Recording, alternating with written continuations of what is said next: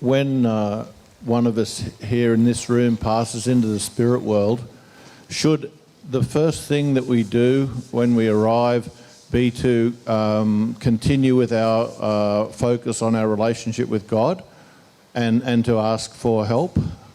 Of course, but it has to be sincere, Peter. And this is where even many in this room are yet to have a sincere desire for God. See, remember, a prayer is actually a sincere, heartfelt emotion towards God. So unless I have a sincere, heartfelt desire to have a relationship with God, then I won't have one. Also, unless I have a sincere, heartfelt desire to get help, I won't get any help. It has to be driven by sincerity. Everything in the spirit world is driven by sincerity. Even the darkest of deeds is driven by sincerity. It's what they really want to do. So besides the desire for truth, what's the spark that needs to ignite to cause that sincerity to occur? I don't know, Pete. If I knew that answer to that question, I would be convincing a lot more people about the divine truth. I've never heard you say that you didn't know an answer to a question. No, I've also said I don't know who made God. Okay. So those two questions I've got no idea the answer about. My feelings are that sincerity, unfortunately, with the way that things happen to us now, we sort of get beaten into submission before we develop sincerity. That doesn't need to be the case, and I often wonder with Mary in our private discussions why people have to get to that point before they start becoming sincere. And to be frank, I don't really know why people have to have so much hardship in their life before they become sincere, because I do not believe that is necessary to our sincerity. Thank you. Is it easier to develop a relationship with God after you've passed? No. It's very difficult, because if we are addicted to the pleasures and allurements of the world, just allow yourself to remember this one thing when it comes to our spirit friends, because you've got to have some compassion for them, right? Many of you are yet to have any compassion for them because you've not been in their position. When you arrive in the spirit world, you'll be in their position, and then you'll start to have some compassion for them, perhaps. But what we want to do is to have compassion for them before then. Now let's look at what their situation is. Many times on the earth, they've had a difficult life just like you have. They've had difficult situations and circumstances just like you have. They've had a difficult upbringing just like many of us have. They've had many choices in their life that they've made that have been out of harmony with love, and their soul has become darker as a result of those choices. This is all feelings that they now have within them. They are feelings that are real, that are sitting there inside of their soul, that drive their actions. Now, here on earth, many of you, the only reason why you don't take a particular action is because there's a law against it. Or you're afraid of public opinion about taking that particular action. In the spirit world, you will be attracted to a location where everybody has the same opinion as you. So if your opinion is, I'm allowed to be angry with men because all men are bastards, you're going to be attracted to a group of women who all believe they're allowed to be angry with men because all men are bastards. They are going to have exactly the same feeling as you. Now, can you imagine trying to get out of that feeling while you've got 1,000 other women surrounding you who all have the same feeling? Can you imagine how difficult that would be? Very difficult.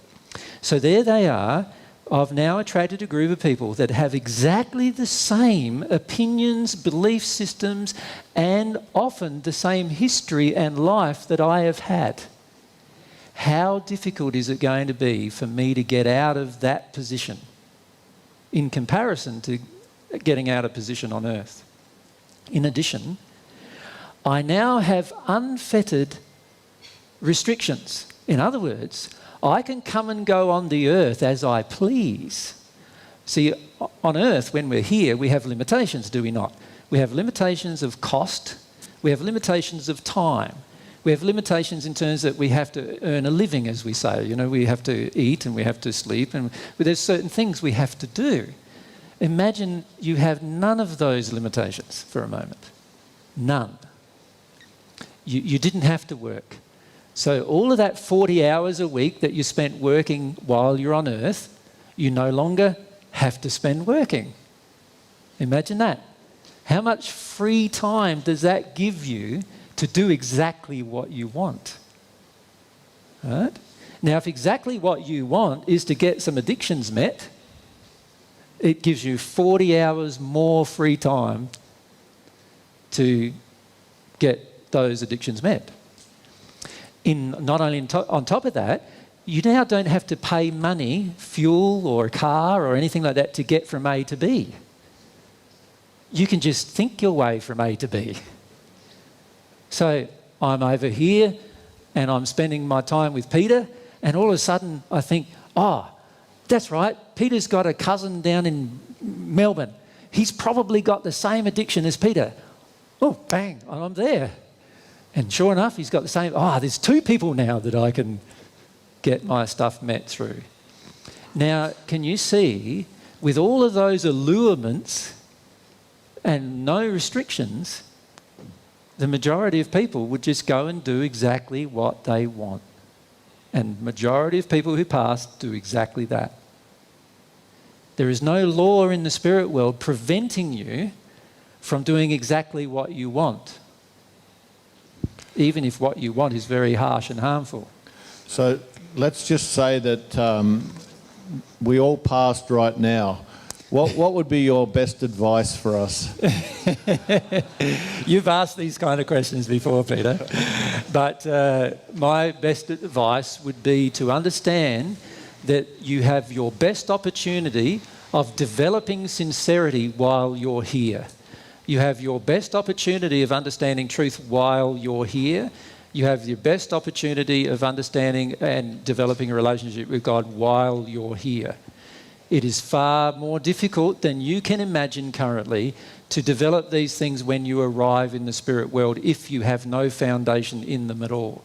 So my suggestion is, before you pass, not after, before you pass, develop these things here. Right? That's the whole reason why myself and Mary came here, because there is so much trouble for people who try to develop these things after they've left here. But if you are in the unfortunate circumstance where you have not developed these things here and you pass into the spirit world, you are going to be faced with a much more difficult time to develop those particular things. How is it then that the people who write messages in the Paget messages and how they end up they start off in a fairly dark place, but in a relatively short space of time, with the help of the band of group who are there, they make amazing progress and seem to go to a much better place quite fast. I think you already know the answer to that, don't you, Pete? Like, they are connecting with their friends, people they know, who they trust, who have demonstrated to them through their own personal appearance the condition they're really in. And because of that influence, they progress positively. Oh, you know, I think it's more than that, Pete. I think it's exactly what you were just talking about before. At the time where they've really asked a question, they've developed a quality of sincerity. And it's the same for us here. When we're really sincere about growing, about our relationship with God, changes happen really rapidly. Some people stay in the spirit world for years and decades and centuries, some of them, before they develop sincerity. And when they develop it, they come to people, ask a sincere question, they get a sincere answer, and they're off. And But Pete, I think you're also selectively reading the Paget messages, to be Yes. frank, because there are many experiences in the Paget messages where where higher spirits have gone to a person who's in a lower condition and said, oh, they just don't want to hear, they don't want to listen, they don't want to understand. And remember, there was one experience of a man who said, it's very hard to learn of heavenly things while you're in hell. Yeah. Right? And so we need to understand the messages as a whole system, not just a few of the messages. But that's enough questions for you now. So